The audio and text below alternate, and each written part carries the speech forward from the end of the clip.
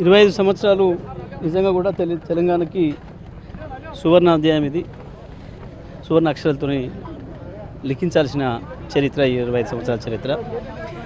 ఎందుకంటే తెలంగాణలో ప్రజలు పడుతున్న ఇబ్బందులు 60 సంవత్సరాల సమైక్యాంధ్ర పాలనలో ఉన్న అన్ని పోగొట్టుకొని అన్ని వనరులు ఉన్న అల్లుని ఎత్తుల చెల్లిన పద్ధతుల్లో తెలంగాణ ఎంత దురదృష్టానికి గురైందో మనకు తెలుసు. అద్భుతంగా వ్యవసాయంలో విలసిల్లిన ప్రాంతం ఇది. కాకతీయుల నుంచి నిజాముల వరకు. ఆ తర్వాత వచ్చిన సమైక్యాంధ్ర పాలనలో 60 ఏళ్లలోనే కరువు కాటకాలకి గురై నాశనం అయిపోయే పరిస్థితి వచ్చింది. మరి నీళ్ళుండి అన్ని వనరులుండి కూడా వెనుకబడిపోయింది. అటువంటి పరిస్థితుల్లో కేసీఆర్ గారు జై తెలంగాణ నినాదం ఎత్తుకోవడం, తెలంగాణ ఉద్యమాన్ని మళ్ళీ ప్రారంభించడం, టీఆర్ఎస్ పార్టీ స్థాపన చేయడం, 14 సంవత్సరాలు ఉద్యమం చేసి తెలంగాణ రాష్ట్రాన్ని సాధించడం, తెచ్చిన తెలంగాణను మీరే అభివృద్ధి చేయాలి అని చెప్పి ప్రజలు కేసీఆర్ చేతుల్లో పెడితే అద్భుతంగా మార్చి తెలంగాణను అన్ని రంగాల్లో ముందుకు తీసుకుపోవడం జరిగింది. దండగాన వ్యవసాయాన్ని పండగలాగా మార్చి రాదన్న కరెంటును పోదన్న స్థితికి తీసుకొచ్చి భారతదేశంలోనే రైతాంగంతో సహా అన్ని వర్గాలకు 24 గంటల కరెంట్ ఇచ్చిన రాష్ట్రంగా రికార్డు సృష్టించడం.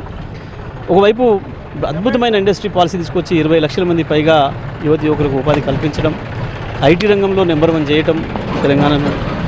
ఈ రకంగా అన్ని రంగాల్లో మాంసం ఉత్పత్తిలో, చేపల ఉత్పత్తిలో, పాల ఉత్పత్తిలో, ప్రతి దాంట్లో భారతదేశంలో తెలంగాణ నెంబర్ 1 చేయడం జరిగింది.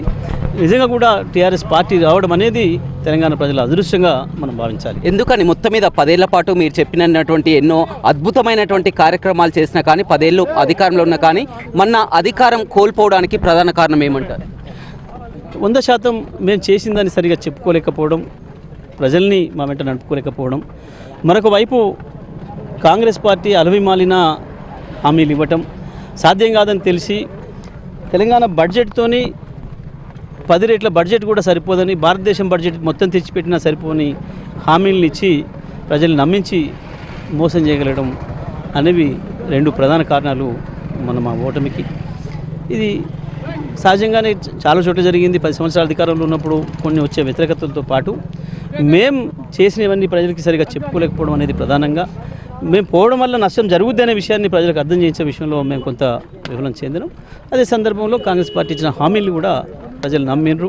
2 లక్షల రుణమాఫీ అని కానీ, అదేవిధంగా 15,000 రైతు భరోసా అని, 2,500 ప్రతి మహిళకు ప్రతి నెలకి ఇస్తామని చెప్పి, వృద్ధులకు 4,000 పెన్షన్ పెంచుతామని, అదేవిధంగా ఇంట్లో ఉన్న ఇద్దరికి ఇస్తామని, ఈ రకంగా విద్యార్థులకు స్కూటీలు ఇస్తామని చెప్పి, విద్యార్థులందరికీ 5 లక్షల రూపాయలు ప్రతి సంవత్సరానికి ఇస్తామని చెప్పి, ఆటో కార్మికులకు సంవత్సరానికి 12,000 ఇస్తామని, అదేవిధంగా ఎన్ఆర్జీఎస్ కార్మికులకు, గ్రామీణ ఉపాధి కార్మికులకు 12,000 రూపాయలు ఇస్తామని, ఈ రకంగా సాధ్యం కాని హామీలన్నిటి చెప్పడం, ప్రజలు కూడా కొంత నమ్ముతారు కాబట్టి, ఒక పార్టీని కూడా నమ్మి చూద్దామని భావిస్తారు కాబట్టి ఆ రకంగా సరే మాకు ఓటమి ఎదురైంది.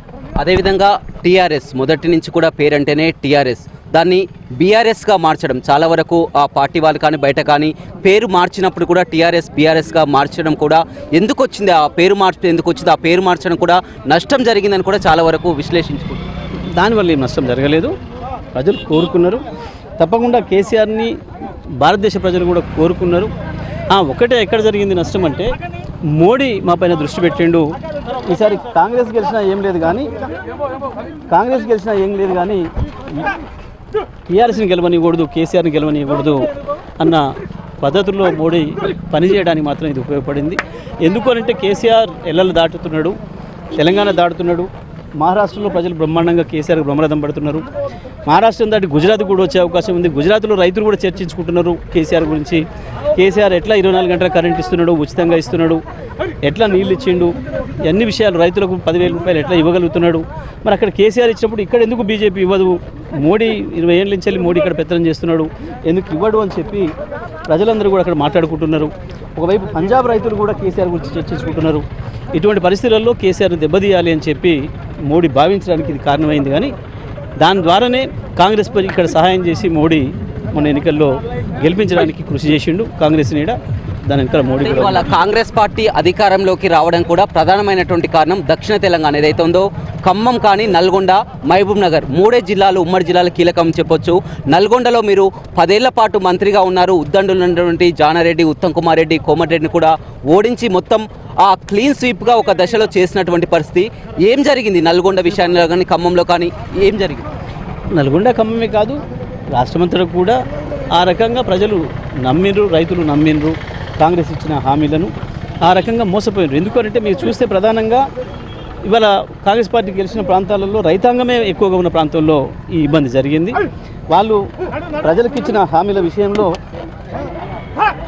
ప్రధానంగా రైతాంగాన్ని ఎక్కువగా నమ్మించగలిగినారు. దానికి తోడుగా మహిళల్ని ఇతర వర్గాలను కూడా నమ్మించగలిగినారు. దానివల్లనే నష్టం జరిగింది. అది ఖమ్మం అయినా, మహబూబ్నగర్ అయినా, నల్గొండ అయినా, అది వరంగల్ అయినా. అంటే సాగునీటి విషయంలో దక్షిణ తెలంగాణకు అన్యాయం జరిగింది. ముఖ్యంగా నల్గొండ ఆ విషయానికి వచ్చినట్లయితే ఎస్ఎల్బీసీ కానీ నక్కలగండి ప్రాజెక్ట్ కానీ మీ హయాంలో ప్రారంభించడం జరిగింది. అది కంప్లీట్ కూడా చేయలేకపోయారని పదే కాంగ్రెస్ మంత్రులు ఇక్కడ మాజీ మంత్రి జగదీష్ రెడ్డిని విమర్శిస్తున్నటువంటి పరిస్థితి. జనం నవ్వుకుంటున్నారు అది చూసి. ఎందుకంటే అది మొదలైంది ఎప్పుడు 1985లో మొదలైంది. వాస్తవానికి నీళ్లు తెలంగాణకు నల్గొండ జిల్లాకు నీళ్లు ఇవ్వాలనేది 69లో వాస్తవానికి 69 ఉద్యమ ఫలితంగా శ్రీశైలం వచ్చింది. శ్రీశైలం నీళ్లు ఇవ్వాలి అనేది అప్పుడే మొదలైంది డిమాండు. దానికి ఒక మంత్రి పోజులు కొట్టి సోయి లేకుండా మాట్లాడిండో, సోయితో మాట్లాడిండో, ఇది నా బ్రెయిన్ చైల్డ్ 2005లో నేనే ప్రారంభం చేసిన అన్నాడు ఆయన. వాస్తవానికి అది ప్రారంభం చేసినాడు 4 ఏళ్లలో పూర్తి చేయాలి. ఆ తర్వాత వాళ్ళు ఉన్నారు 5 ఏళ్ళు ఉన్నారు. ఎందుకు చేయలేకపోయారు? 2005లో చేసిండ్రు. తర్వాత 14 వరకు వాళ్ళే ఉన్నారు. 9 సంవత్సరాలు వాళ్ళే ఉన్నారు. ఎందుకు చేయలేకపోయినారు? కారణం ఏంది? కనబడుతుంది మనకు స్పష్టంగా. మీరు పెట్టిన టెక్నాలజీ తప్పుడు టెక్నాలజీ. మీరు కావాలని చెప్పి కమిషన్లకు కక్కుర్తి పడి ప్రపంచంలో ఎవడు వాడని, అమెరికా వాడు కూడా వాడని టెక్నాలజీని తీసుకొచ్చి పెట్టి ఇక్కడ దాన్ని తీసుకుపోయి అందులో ఇరికిచ్చి అది చేయడానికి సాధ్యం కాకుండా చేసిండ్రు. ఇప్పుడు చేయండి, అయిపోయింది కదా 16 నెలలు. 16 ఫీట్లు దమ్మిందా? సాధ్యమైందా? మేము స్పష్టంగా చెప్పినాం, ఇది అవుతుందో కాదో ఏమైనా అయ్యకు అర్థం కావట్లేదు. ఈ టెక్నాలజీ ఈ ప్రపంచంలో దేవుని కూడా అర్థం కాదు, ఇది అర్థం చేసుకోవడం సాధ్యం కాదు. అటువంటి తీసుకొచ్చి పెట్టుకున్నారు ఇంట్లో. అది కుప్పకూలడానికి కూడా బీఆర్ఎస్ఏ కారణమని కూడా ఆరోపిస్తున్నటువంటి పరిస్థితి.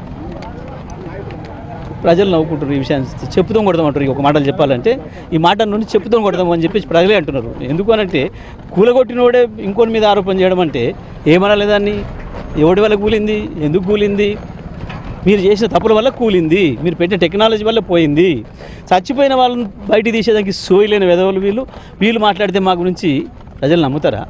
సోయిందా? ఏమన్నా తీసిండ్రా? అదే పక్కన మా ఎలక్ట్రిసిటీ దాంట్లో యాక్సిడెంట్ అయితే 18 గంటలలో శివాలని బయట తీసుకొచ్చినాం.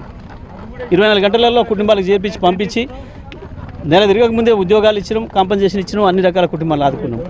60 రోజులు దాటినా శవాలు తీయలేని సోయలేని నాయలు వీళ్ళు తాగి పండుకోవడం తప్ప ఇంకోటి తెలియని వెధవలు వీళ్ళు మాట్లాడితే ప్రజలు. కానీ ఇప్పుడు మనం చూస్తున్నాం, గతంలో మీరు కాళేశ్వరం జలాలతో కూడా తెలంగాణ నెంబర్ 1గా ఉంది ధాన్యం పండించే విషయంలో అంటున్నారు. ఇప్పుడు కాళేశ్వరం జలాలు అందకున్నా కానీ ఇప్పటికి కూడా చూస్తున్నారు 2 సార్లు కూడా రికార్డు స్థాయిలో తెలంగాణలో నెంబర్ 1గా ఎలా విధంగా కొనసాగుతుంది. ధాన్యం కొనుగోలు విషయం 500 రూపాయల బోనస్ ఇస్తున్నారు. ధాన్యం మొత్తం మీద కొనుగోలు విషయంలో రికార్డు ఉన్నారు. ఫిలిప్పీన్స్ లాంటి దేశాలకు కూడా ఎగుమతి చేస్తున్నటువంటి పరిస్థితి. ఒక్కసారి నువ్వు ఈ మాట నువ్వు అక్కడికి పోయి మంత్రులు కాదు నిన్ను వదిలిపెట్టారు. ఇప్పుడు రైతులు ధాన్యం అయితే ఎక్కువగా పండుతుందా లేదా?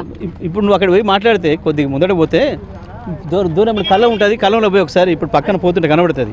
ఒకసారి కళ్ళంలో పోయి తీసి మీ కెమెరామెన్ నువ్వు ఇద్దరు మళ్ళీ రండి, సేఫ్గా రండి వెనకకి చూద్దాము. ధాన్యం పండుతుందా లేదా? రికార్డు స్థాయిలో ధాన్యం పండుతుందా? వేరే దేశాలకు కూడా మన ఉత్తమ్ కుమార్ రెడ్డి స్వయంగా వెళ్ళి కూడా ఎక్స్పోర్ట్ చేసినటువంటి పరిస్థితి. మేము పండించిపోయిందాన్ని కదా ఉత్తమ్ కుమార్ రెడ్డి మొన్న అమ్మింది. మేము పండించి మేము గోడౌన్లలో పెట్టిపోయిందాన్ని కదా ఉత్తమ్ అమ్మింది. స్పష్టంగా కనబడుతుంది కదా. ఇప్పుడు వరకు నేను ఛాలెంజ్ చేస్తున్నా, నువ్వు నల్గొండ మంత్రిని అడుగుతావా, సూర్యాపేట మంత్రిని అడుగుతావా, ఇక్కడి నుంచి వెళ్ళిపోయి చక్కగా మాట్లాడు. వీళ్ళు వచ్చిన తర్వాత ఏ కారులో ఎంత పంట పండింది లెక్కేయమను. వీళ్ళు ఎంత కొన్నారో లెక్కేయమను. కనీసం లెక్క చెప్పే దమ్ము లేని దద్దమనాయాలు ఈ మంత్రులు ఇప్పటి వరకు ఒక్కసారి చెప్పలే. నేను మీ ద్వారానే 10 సార్లు ప్రశ్నించిన. ఈ సంవత్సరము పంట ఎంత కొన్నారు, వానాకాలం పంట ఎంత కొన్నారు చెప్పండి, పోయిన యాసంగికి పంట ఎంత కొన్నారు చెప్పండి అని చెప్పి అడిగిన. ఉత్త కోతలేదు తప్ప ఈడవండి ఈ పొలాలు చూసి ఈ పంట పండి అని చెప్తున్నాడు. ఇలా పండింది ఆ పంట ఒకసారి చూపించి బాబు నువ్వు కెమెరామెన్. ఈడ కూడా పంటలు పండినాయి వ్యవసాయం బ్రహ్మాండంగా అని చెప్తున్నాడు. మొత్తం ఎండిపోయిన పొలాలు పంటలు పండినాయి అని చెప్తా ఉన్నాడు. పోతూనే ఉందాం వరంగల్ దాకా. పండిందా పంటలు లెక్క చూసిండ్రా మీకు చెప్పిండ్రా నేను మంత్రిగా ఉన్ననాడు ప్రతిరోజు లెక్క పెరిగదు మీకు లెక్క ప్రతిరోజు సాయంత్రం 3 జిల్లాల కలెక్టర్లు సాయంత్రం కాగానే ఈ రోజు ఎంత కొన్నారు ధాన్యం ఈ రోజు వరకు మొత్తం ఎంత కొన్నారు ప్రకటించాలి అని చెప్పి ప్రకటించారు. కేసీఆర్ గారు హైదరాబాద్లో సివిల్ సప్లైస్ సెక్రటరీ ప్రతిరోజు సాయంత్రం ప్రకటన చేయమన్నాడు. ఎంత కొన్నారు, ఎందుకు పైసలు ఇచ్చిండ్రు, ఎన్ని కళ్ళంలో ఉన్నాయి ప్రతిరోజు చెప్పాలి అని చెప్పి. ఇప్పటివరకు ఒక్కసారి విన్నావా? ఏ మంత్రి అంటూడని ఈ మాట మాట్లాడినట్టు ఒక కలెక్టర్ చెప్పినట్టు విన్నావా? కలెక్టర్లకు ఫోన్ చేస్తే కూడా మేము చెప్పలేము సార్ అని మాట్లాడుతున్నారు. సివిల్ సప్లైస్ అధికారులు మేము చెప్పకూడదు సార్ అని మాట్లాడుతున్నారు. కానీ దేశంలో ఎక్కడ లేనంత విధంగా ఆదర్శంగా ఇవాళ మొత్తం 500 రూపాయల బోనస్ ఇస్తున్నారు. అదేవిధంగా సన్న బియ్యం పంపిణీ చేస్తున్నారు. అదేవిధంగా ఎస్సీ రిజర్వేషన్ బిల్లు కానీ బీసీ కులను కానీ ఇలాంటి విషయంలో అంతా కూడా తెలంగాణ రోల్ మోడల్గా ఉంది. ఇంకా మళ్ళీ కేసీఆర్ సీఎం అవుతారు, బీఆర్ఎస్ అధికారంలోకి వస్తుంది అనేది ఒక కళ మాత్రమే అని కూడా మంత్రులు చెప్తున్నటువంటి పరిస్థితి. ఇప్పుడు నువ్వు నా దగ్గర మాట్లాడినావు కానీ దబ్బుకున్న రైతుల కాడ మాట్లాడావు. పాపం నేను టీవీ రిపోర్టర్ని కూడా కొడతారు వాళ్ళు.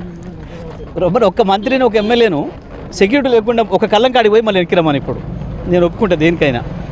ఈ మాట నువ్వు నేను అనడం కాదు కదా, అండ్ల వండుకొని హెలికాప్టర్లో తిరుగుకుంటా గాలి మోటార్లో తిరుగుకుంటా మాట్లాడడం కాదు కదా. ఒక్కసారి రైతు దగ్గర పోయి కొనుగోలు కేంద్రానికి పోయి మాట్లాడాలి ఈ మాట.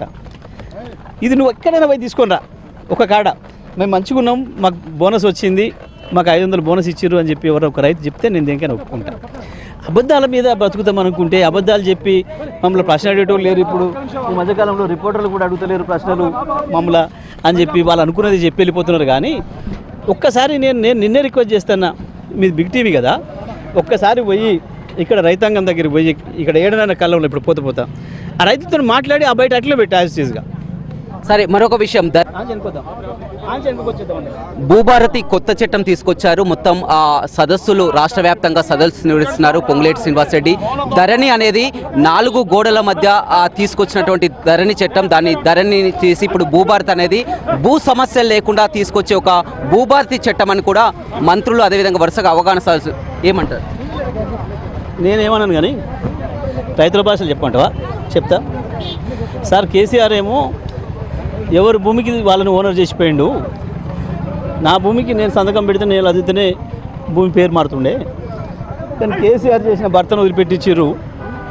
5 మిలియన్లు తగిలిచ్చిపోయారు ఇప్పుడు మా భూమికి. ఎవడు పడితే ఆడే మార్చుకోవచ్చు. ఇప్పుడు ఇక మా భూమిని నాకు తెలియకుండా నీ భూమిని నీకు తెలియకుండా మీకు ఏమైనా మీరు పేరు రాసేస్తాడు వాడు. ఆ దుర్మార్గులు చేసిందే కదా ఈ గతంలో 60 ఏళ్ళు వాళ్ళు చేసిన పాపమే కదా.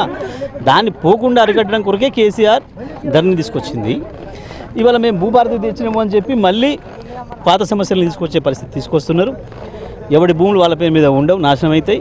తొందరలోనే దీని ఫలితాన్ని ప్రజలందరూ కూడా చూస్తారు, అప్పుడు అర్థమవుతుంది అసలు. కానీ జిల్లా కలెక్టర్లు కానీ రెవెన్యూ అధికారులు కానీ ప్రతి ఒక్కరు చెప్తున్నారు ధరణితో గతంలో కలెక్టరేట్ కార్యాలయం ముందు తిరిగినా కానీ మేము ఏం చేయలేనటువంటి అప్పీల్ అవకాశం కూడా లేదు. అదేవిధంగా ముటేషన్ కూడా ఇప్పుడు కొత్తగా ముటేషన్ నెల రోజులు చేయకపోతే ఆటోమేటిక్గా ముటేషన్ జరిగి ఇలాంటి కొత్త భూభారతి చట్టంలో తీసుకొచ్చిన అదే అంటున్నా నేను కూడా.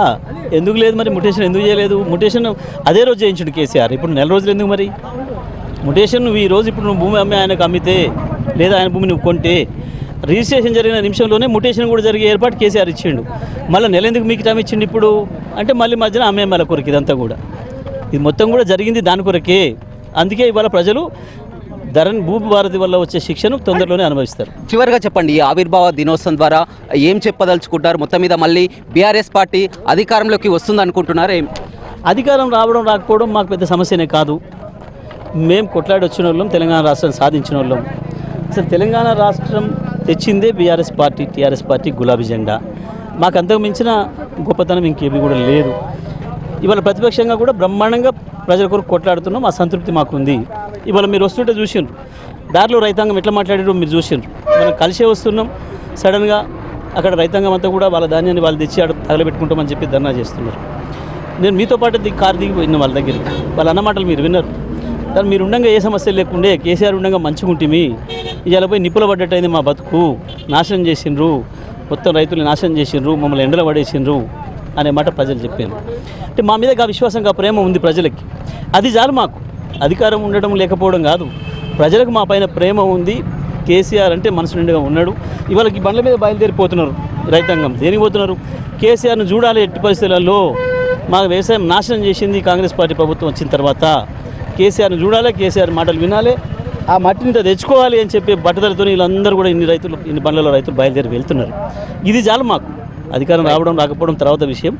ప్రజలు ఇస్తారు, అది ఎప్పుడు ఎవరికి ఇవ్వాలనో ఇస్తారు, దాన్ని బట్టి ఉంటుంది.